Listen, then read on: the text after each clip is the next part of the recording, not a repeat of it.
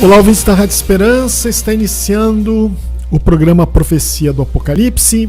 Eu sou Marcelo Marim e estou aqui para falar das coisas que em breve devem acontecer e que nos são reveladas na Palavra de Deus, mais precisamente no livro de Apocalipse. Minha salvação e a ti me renderei.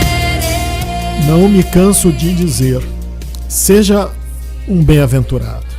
Apocalipse 1:3, bem-aventurado aquele que lê e os que ouvem as palavras desta profecia e guardam as coisas que nela estão escritas, porque o tempo está próximo.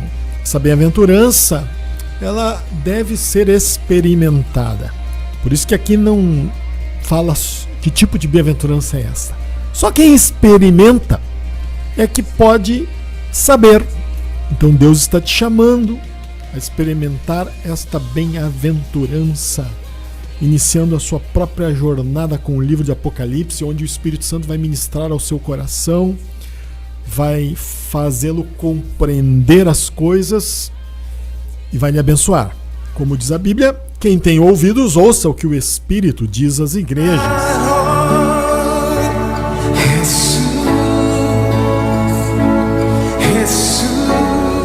Continuo respondendo a pergunta: o que devemos fazer para compreender o livro de Apocalipse?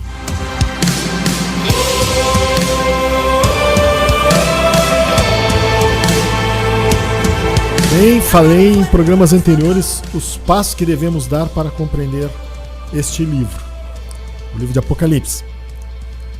O primeiro passo é crer que o Senhor deseja que compreendamos a palavra profética. O segundo, depende unicamente do Espírito Santo.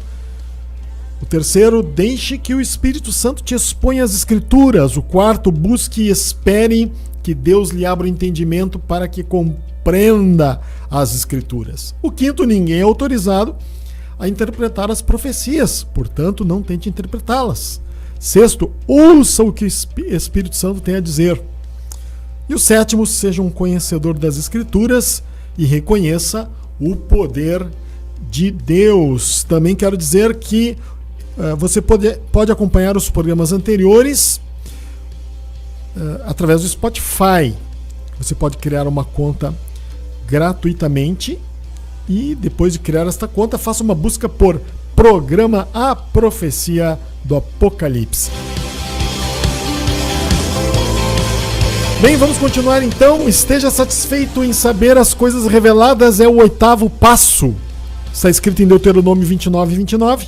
As coisas encobertas pertencem ao Senhor, nosso Deus, porém as reveladas nos pertencem, a nós e a nossos filhos, para sempre, para que cumpramos todas as palavras desta lei. Tudo aquilo que Deus deseja que conheçamos sobre as coisas que vão acontecer, meus queridos, estão reveladas textualmente na Bíblia.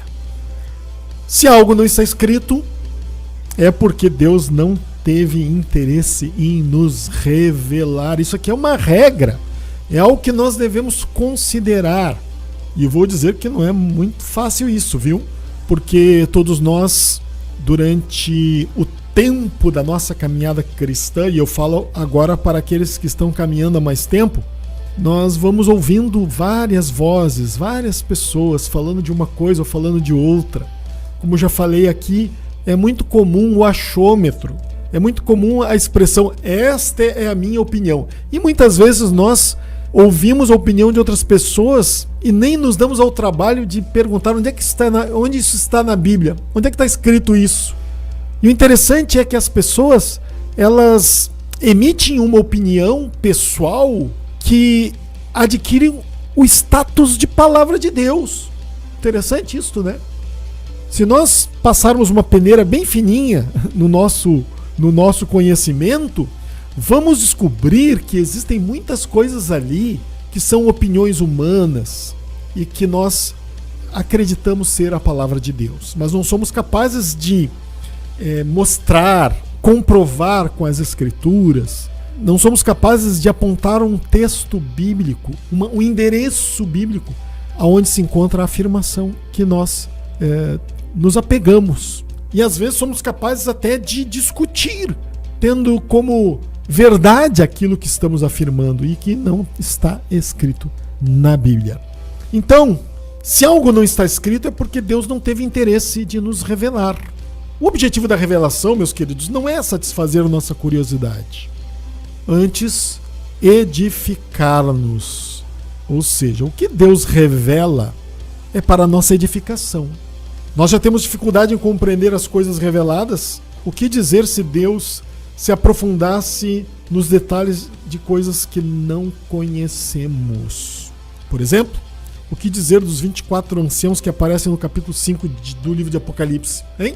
Será que nós vamos ficar ali olhando, pensando, quem são os 24 anciãos?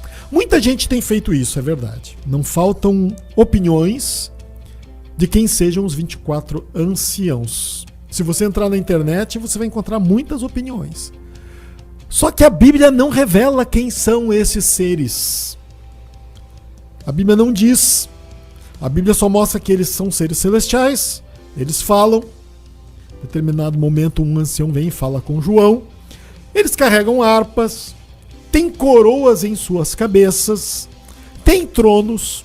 Porque ao redor do trono de Deus tem 24 tronos. E nós encontramos isso no capítulo 5 de Apocalipse. Agora, a Bíblia não dá mais detalhes. A Bíblia não explica mais coisas sobre eles. Agora, nós vamos nos atrever a emitir uma opinião. Nós vamos dizer quem eles são. A Bíblia não quis dizer. Bem, nós só sabemos que eles não são seres humanos. Isto a Bíblia nos mostra. Como a Bíblia nos mostra isso? Se nós prestarmos um pouquinho de atenção no que está escrito na Bíblia, nós vamos ver que Apocalipse capítulo 5, no verso 9 e 10, e eu vou abrir aqui a minha Bíblia para ler, Apocalipse no capítulo 5, verso 9 e 10, aqui diz assim, falando dos 24 anciãos, e entoavam um novo cântico dizendo, digno és de tomar o livro e de abrir os selos, porque foste morto e com teu sangue compraste para Deus os que procedem de toda tribo, língua, povo e nação. E para o nosso Deus os constituíste reino e sacerdotes. Vejam que aqui os anciãos falam daqueles que foram salvos, aqueles que foram resgatados do pecado, aqueles dentre todos os povos, tribos e nações da terra, na terceira pessoa, falando deles. Então eles não estão se incluindo naqueles que são salvos. Então isso aqui demonstra que esses 24 anciãos não têm experiência de salvação. Eles falam dos que foram salvos na terceira pessoa. Eles foram salvos. Maravilha. Então nós já sabemos isto, porque é só isso que a Bíblia nos revela. Fiquemos então com as coisas reveladas na palavra de Deus. Estejamos satisfeitos em saber aquilo que Deus nos mostra. Coloquemos nossa atenção nessas coisas e não naquelas que não são reveladas. Se nós prestarmos atenção no que a Bíblia diz, já está de bom tamanho, meus queridos. Então Deuteronômio 29 diz, as coisas encobertas pertencem ao Senhor, nosso Deus. Porém, as reveladas nos pertencem a nós e a nossos filhos para sempre, para que cumpramos todas as palavras desta lei.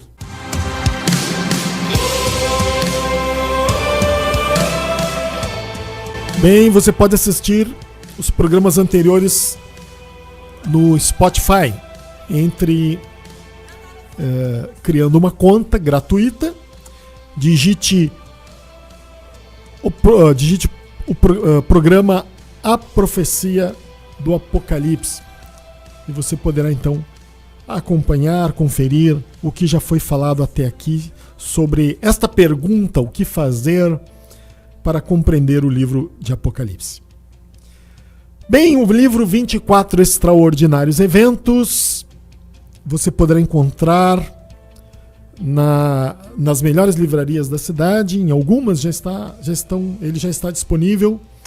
Em Porto Alegre, na livraria Luz e Vida, Rua General Vitorino 58, na Som e Louvores, na Avenida Júlio de Castilhos 648.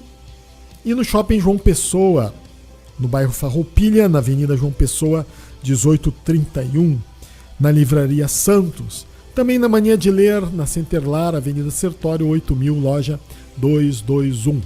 Em Canoas, na Grande Luz, Avenida Guilherme Michel, 5668. Também na Mania de Ler, no Bourbon de Canoas, na Avenida Getúlio Vargas, 5765. E também no Canoas Shopping, na Avenida Guilherme Michel, 6750. Também Esteio, na Cheia de Graça, Rua Santo Amaro 21.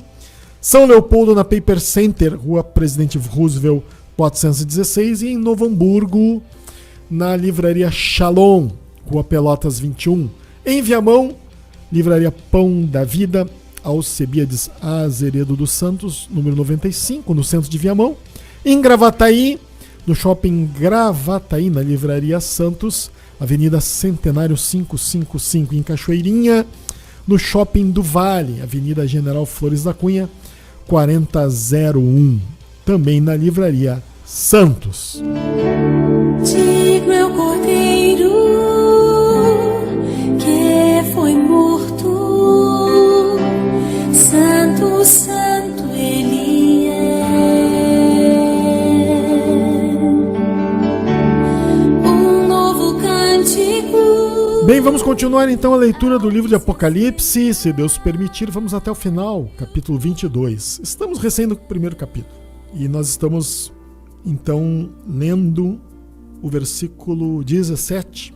Após ver a cena de Jesus andando no meio dos 7 castiçais de ouro, vestido de vestes compridas, cingindo na altura do peito com um cinto de ouro que representa a justiça e a fidelidade de Deus. Vou falar aqui um pouquinho de algo que nós já vimos. Tendo sua cabeça e cabelos brancos como a branca lã, como a neve. Isso nos fala do julgamento de Deus e que o juízo de Deus é verdadeiro. E os critérios e procedimentos que vai utilizar neste julgamento e neste juízo que virá sobre a terra são próprios. Cumprem sua justiça. O tribunal que será armado no dia final será justo. Por isso seus cabelos são brancos como a neve, são brancos como a branca lã. Os seus olhos de chama de fogo são capazes de enxergar o mais profundo do nosso ser, vendo até mesmo as intenções dos nossos corações. Nada escapa aos seus olhos, meus queridos. Os maiores segredos dos homens estão expostos diante dos olhos do Senhor. Assim como o fogo separa a escória do ouro. Você já viu isto? O fogo separa a escória do ouro. E através dos olhos de chama de fogo, Jesus diferencia em nossas vidas as coisas boas das coisas ruins. Nós gostamos muito de falar que ele só olha para o que é bom. Que bom que seria isso, né?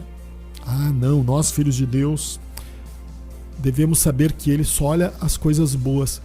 Mas se nós lermos as cartas às igrejas que encontramos no capítulo 2 e 3 do livro de Apocalipse, não é o que nos mostra. Jesus, a cada uma das cartas direcionada a cada uma das igrejas, fala das coisas boas e das coisas ruins. Pode conferir ali. Agora, então, que história é essa? Que Jesus, ele não vê o ruim que nós fazemos. Vê sim. Ele vê as coisas ruins. E olha, Hebreus no capítulo 12, pode ler. Diz que ele corrige a quem ama. O autor da carta aos Hebreus diz assim: qual pai não corrige o seu filho? Se nós tivemos pais que nos corrigiam da maneira como entendiam bem, quanto mais o nosso Pai Celestial vai nos corrigir, se nós não andarmos na linha. Então, esses que ficam dizendo por aí que Deus não corrige seus filhos, que Deus não castiga, de onde é que eles estão tirando isso? Fundamentados em quê? Em qual parte da Bíblia é isso? É verdade que essa é uma mensagem muito popular, né? muito popular. Ah, como é bom exaltar as coisas boas que Deus faz pelo seu povo. Como é bom exaltar a fé que vence, que nos leva a vencer os obstáculos, a saltar muralhas, a derrotar gigantes. Mas não devemos esquecer que Davi, que venceu o gigante Golias, diferentemente do restante do povo de Israel, ele temia a Deus. Ele andava em comunhão com o Senhor. Ele veio da onde? Ele veio de uma vida de comunhão com Deus. E foi por isso que ele conseguiu vencer aquele gigante. Agora, não nos iludamos. Não erremos. Nós devemos sim saber que Deus considera tudo na nossa vida. Ele tem os olhos de chama, de fogo. E esta é a mensagem, é isso que o Espírito Santo nos fala através da visão demonstrada a João. Jesus com os olhos de chama, de fogo. Então ele diferencia sim em nossas vidas o que é bom do que é mal. Os pés semelhantes ao bronze polido, como que refinado numa fornalha, demonstrando assim que ele está pronto para executar seu juízo sobre a terra. O juízo de Deus está próximo. Como assim próximo? Vai acontecer daqui a uns dias? Não. Quando a Bíblia fala das coisas que vão acontecer, não está falando só do juízo que virá sobre a terra, está falando do nosso encontro com as coisas que são registradas no livro de Apocalipse. Vamos nos encontrar com Deus, vamos comparecer diante do seu trono, vamos prestar contas das coisas que fizemos enquanto estivemos neste corpo. Vamos receber ou não uma recompensa, dependendo se nós fomos fiéis no desafio diário de fazer a vontade de Deus e não a nossa. Bem, nós vamos nos encontrar brevemente com essas coisas que são relatadas no livro de Apocalipse, porque o livro de Apocalipse não fala só do juízo de Deus que se aproxima. As pessoas, ao falar do livro, pensam ou entendem que ele só fala das catástrofes que virão sobre o mundo. Não é esse o tema principal do livro de Apocalipse.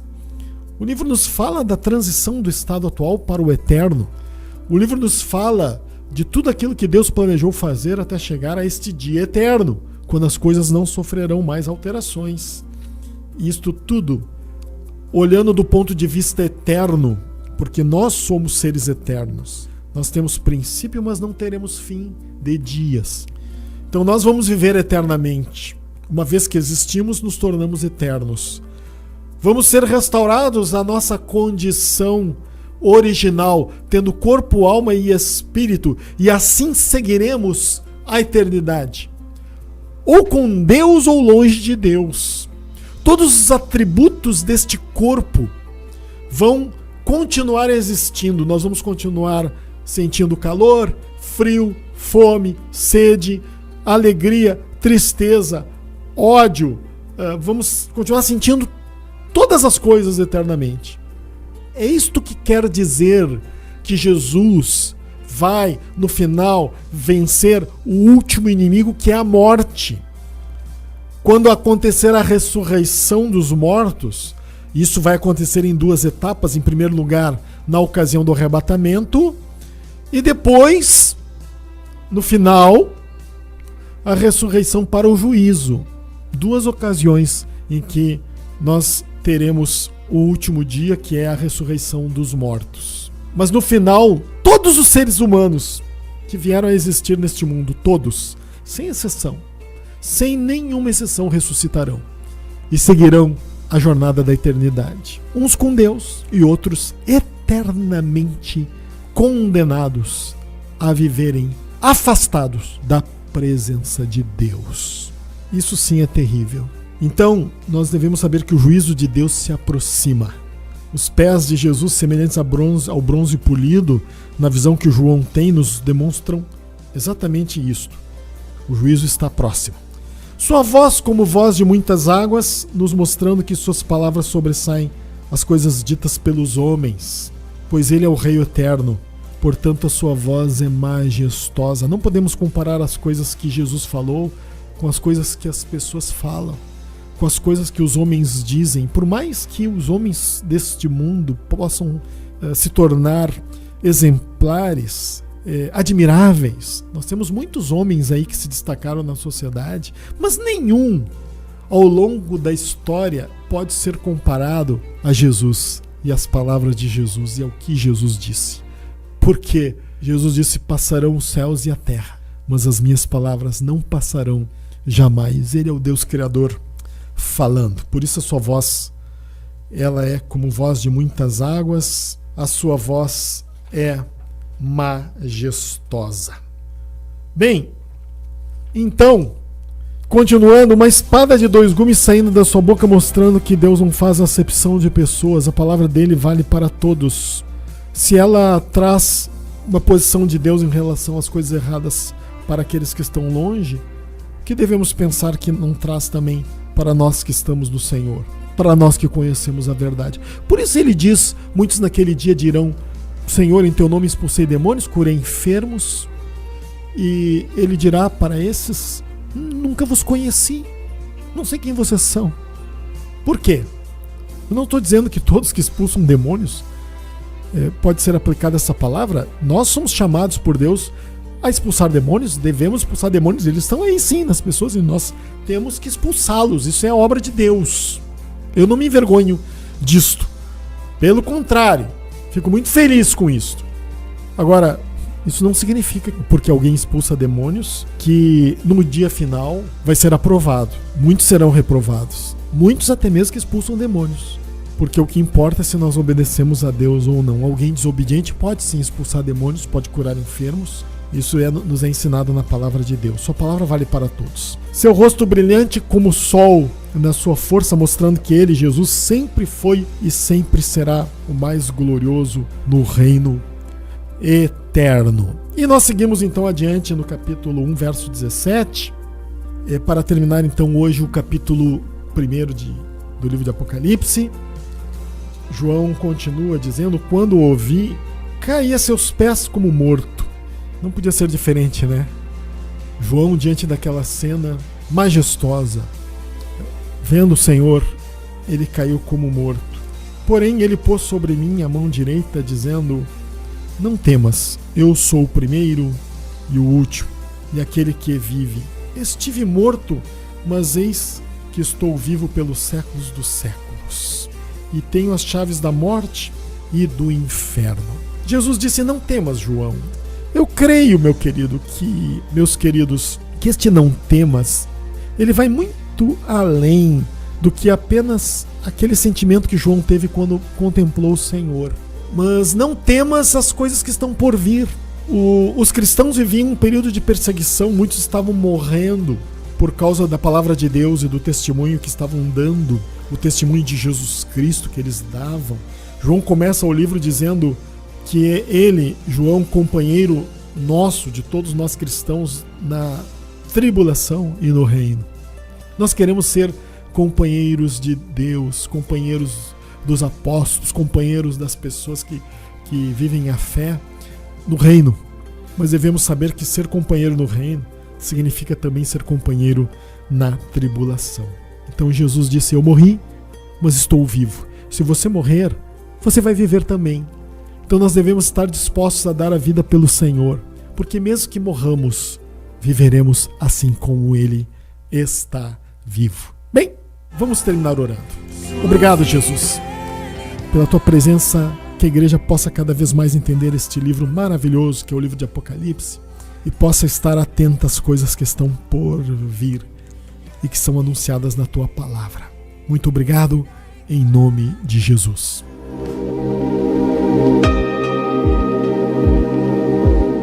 Meus queridos, Deus abençoe, e se Jesus permitir, estaremos aqui no próximo programa.